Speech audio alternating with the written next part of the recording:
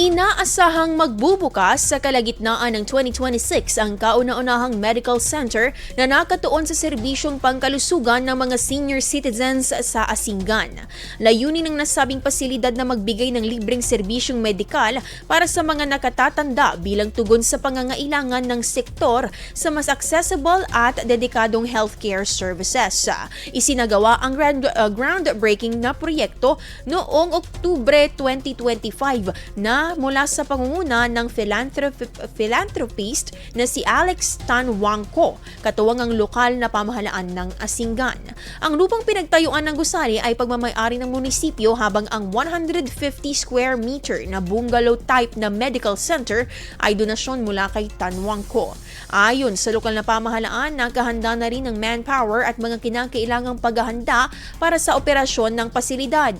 Target na matapos ang konstruksyon sa gitna ng 2026 at maisagawa ang basbas ng gusali sa April 2026 bago ito tuluyang buksan para sa mga benepisyaryong senior citizens. IFM News. IFM News. IFM News.